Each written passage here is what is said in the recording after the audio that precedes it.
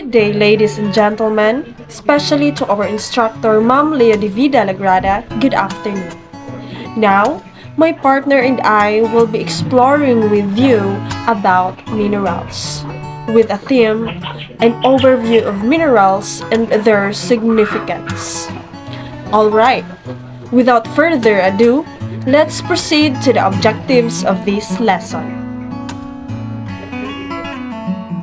So, by the end of the lesson, the learners are expected to classify minerals based on their characteristics, describe the formation process or formation of minerals, identify the properties or the key properties of minerals, explain the significance of minerals in various industries, and lastly, evaluate the importance of preserving mineral resources and the environment.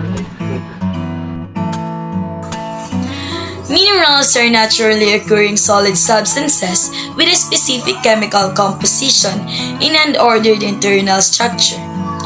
These substances are formed through geological processes within the Earth's crust and are typically inorganic, meaning they are not produced by the living organisms. Number 1. Naturally occurring. Minerals are formed through natural geological processes within the Earth's crust or on its surface. They are not human-made or synthetic. Number 2. Inorganic. They are not produced by the living organisms, although some minerals might form or a result of biological processes. They are considered inorganic due to their non-living origin. Number 3. Solid and definite chemical composition. Minerals are typically solid with a specific chemical composition. Each mineral has precise arrangements of atoms and ions consisting of particular elements in fixed proportions. Number 4. Crystalline structure. Minerals have ordered internal structure, forming crystals. These crystalline structures results the regular arrangements of atoms or ions, giving minerals their characteristic geometric shape. Number 5. Physical properties. Minerals exhibit various physical properties such as colors, hardness, luster, cleavage and fracture, streak, and specific gravity. Oh, alright, let's proceed to the common rock-forming minerals. So, there are more than 2,000 minerals exist in the Earth's crust, and less than 20 are relatively abundant, and these few minerals make up most of the crust. And because of this, they are considered as rock-forming minerals because they are composed mostly of 8 elements. And the 2 abundant elements are oxygen and silicon, and they are combined together to form the basic building block of rock-forming minerals. So the first one is the feldspar. These are the most abundant minerals among the minerals, and the feldspar consists of 60% of the rock of the crust, and they have a vitreous to pearly luster. Feldspar show a rectangular shape. So when we say vitreous, there is a part of the mineral that is kanang murag hugaw siya tan-aon or kanang murag na ay kontik-kontik dot or kanang black. Pag ikaw pagtaog pearly luster, kanang murag glassy siya na siya part na sinawon just like kanang glass, kanang transparent na glass. Right, the next one is the quartz. Quartz is the second most abundant minerals, and it consists mainly of silicon and oxygen. So quartz also has a vitreous to greasy luster. Pure quartz is clear, however impurities give quartz white, gray, and purple colors.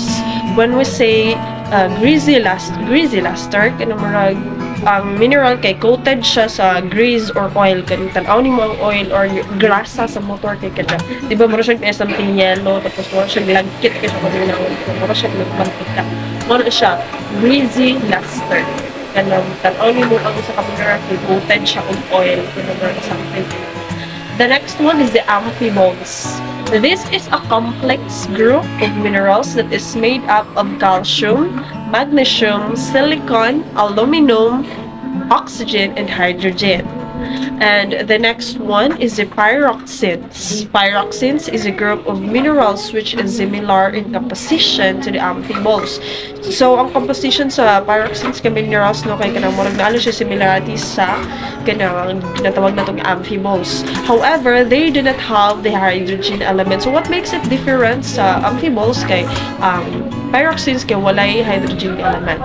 Next one is mica. This is a group of minerals which can be separated into thin sheets like scales. So, mica has pearly to vitreous luster. Sabi sa gingon ganina.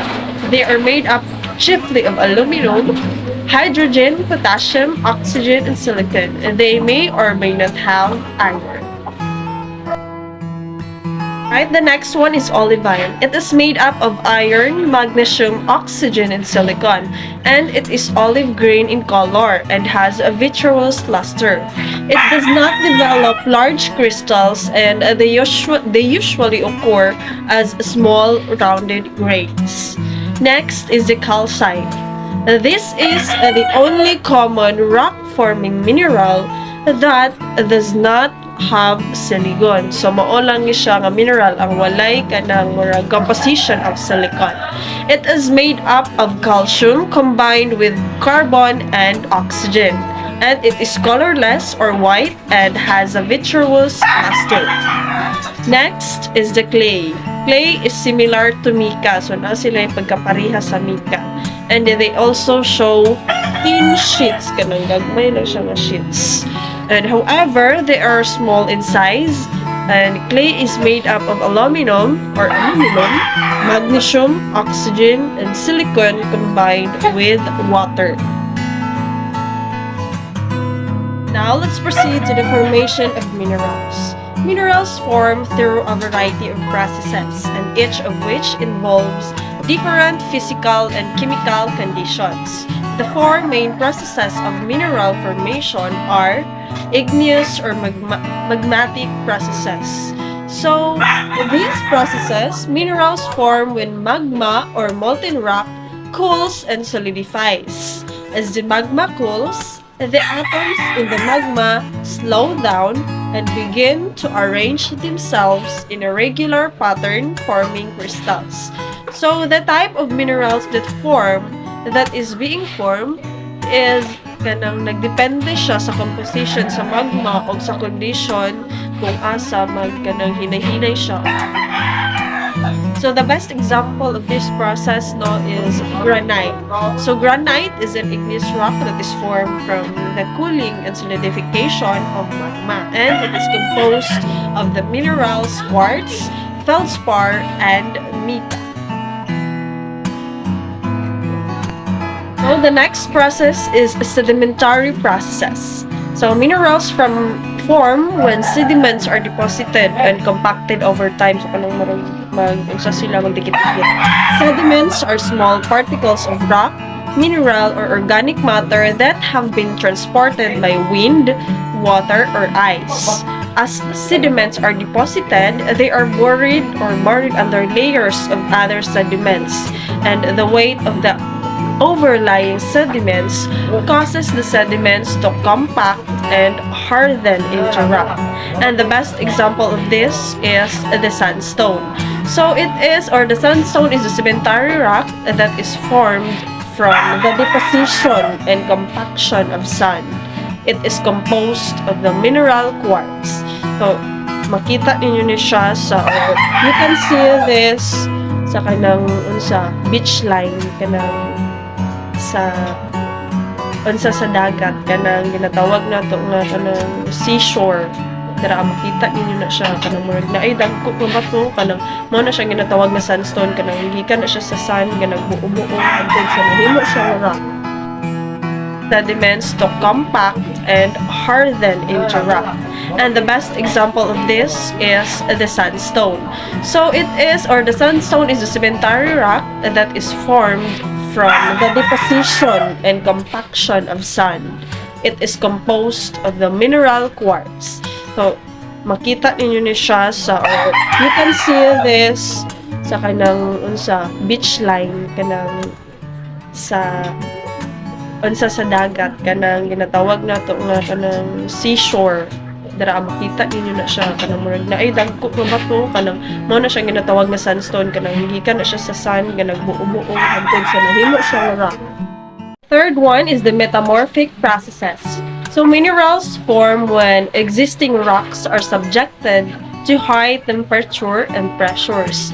These conditions can cause the atoms in the rocks to rearrange themselves, forming a new minerals.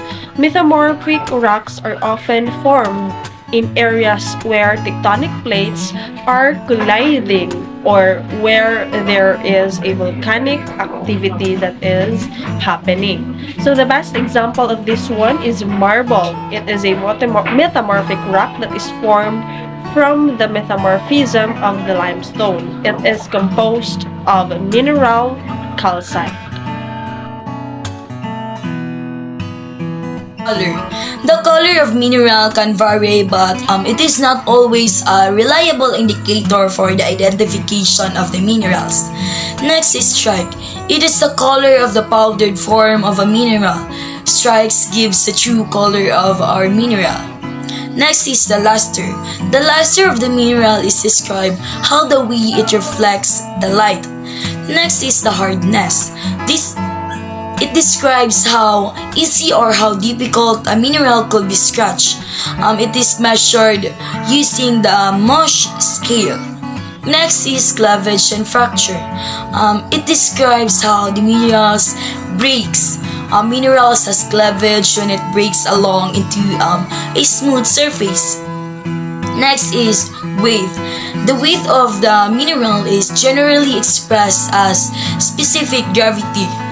Next is the crystal shape. A crystal of a mineral have different shape. Some are in a form of cube, and some are in a form of prism, and some are in a form of fiber. The other properties such as magnetism. Only two minerals are attracted by a magnet, and these are magnetite and pyrrhotite. Next is the solubility in acid. So some minerals are dissolved when a certain chemical are poured on it. Next is taste. Certain minerals have unique taste. For example, halite is salty and gypsum is taste better. So let's proceed to the importance and uses of minerals. The first one is construction. Minerals are used extensively in the construction industry. Cement, it is a key component of concrete and it is made up from limestone and other minerals. Steel, used in buildings and bridges and it is made up from iron ore. The glass, it is used in windows and other building materials and it is made up from sand and soda ash. The next one is manufacturing. Minerals are used in a wide variety of manufacturing processes. Aluminum used in cars, airplanes, and other products, and it is made from bauxite. The copper, it is used in electrical wiring and plumbing, and is mined from copper ore. Last is the lithium, used in batteries, and is mined from lithium-rich brines. Alright, and the last reason or another reason why minerals are important is because of the energy. Minerals are used to generate electricity and produce fuels. For example, the uranium. It is used in nuclear power plant and is mined from uranium ore. Next is the coal, a major source of electricity and is formed from fossilized plants.